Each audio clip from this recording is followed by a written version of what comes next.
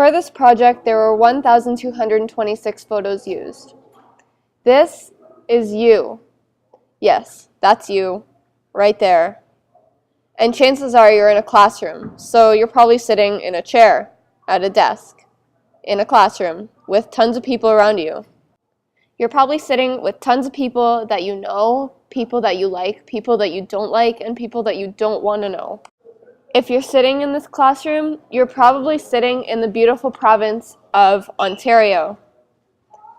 And as we all know, Ontario is located in Canada, which is in the world, which is in the galaxy, which exists in the universe. Let's take it back to the world part. There are millions upon millions of people on this planet. What makes you think that there's nobody exactly like you on another continent, in another country, or even down your street? That brings up the question, who are you? Fry states, the simplest questions are not only the hardest to answer, but the most important to ask. This brings up a little something called your identity.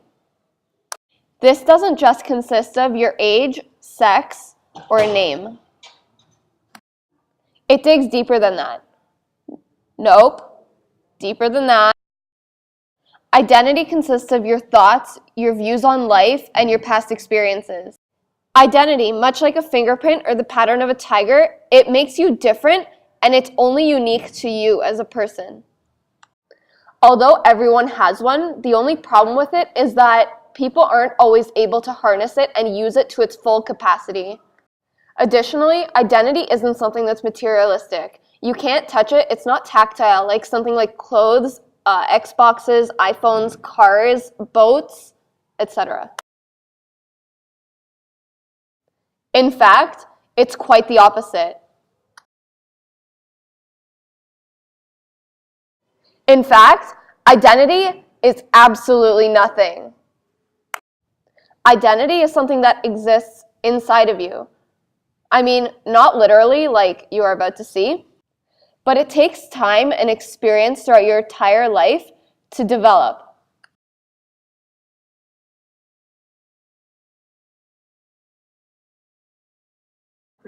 Comparable to a cake, identity is created. It takes a lot of ingredients and time and effort throughout life to get the final product, the identity cake. I hate when people say that identity is discovered, because really, identity isn't discovered, it's created. Much like a puzzle piece, people are constantly struggling to fill that missing void. For some, the creation of identity is as simple as walking, but for most, this search is a lifelong uphill battle.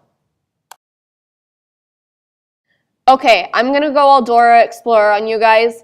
Which figure looks more appealing to you? The one with the cape or the one that's slouched over? No, that's not blood, it's a cape. You guys most likely chose the one with the cape, right? Why did you choose that?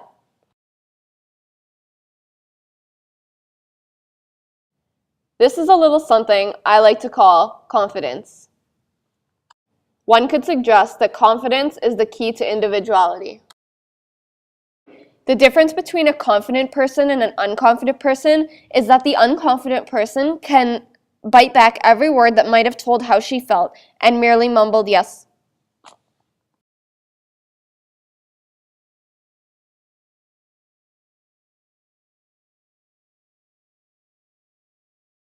A person with confidence and individuality is able to stand up for themselves and what they believe in, just like Miss Noyes when she stands up to Noah and says, "I shall not come with you, Noah. If model may not come, then I shall not come." When it comes to Hannah and Miss Noyes, the difference between them is that Hannah has no identity, whereas Miss Noyes does.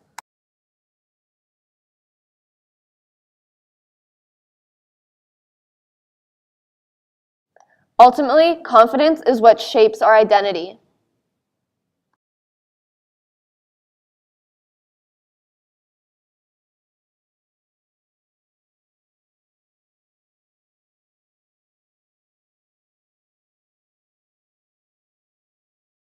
From a young age, we're taught that fire is hot, but we don't actually learn this until we touch it ourselves. This is called direct experience. As mature adults, we learn from two types of experience, direct experience and indirect experience. Indirect experience is learning experiences without actually ever having to go through them yourself. This is achieved through books, TV, and religion. For example, the resurrection of the unicorn. We know that unicorns don't exist, but what we learn through this experience is that good things come to those who wait.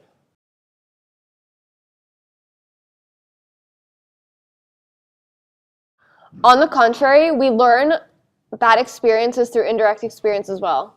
We see this in the case of Emma's rape. Mr. Noya states, "You don't seem to have grasped that what has been done to you has been done for Japheth's sake." So this brings up the concept that literature is neither real nor unreal. This is brought up in the case of the unicorn. We know in our minds and hearts that the unicorns aren't real, but it's the experience that we walk away with when we finish reading the story. This brings up the quotation from Marcel Proust. "Only through art can we emerge from ourselves and know what the other person sees." This quote suggests taking a step back to learn experiences without ever having to actually experience them yourself.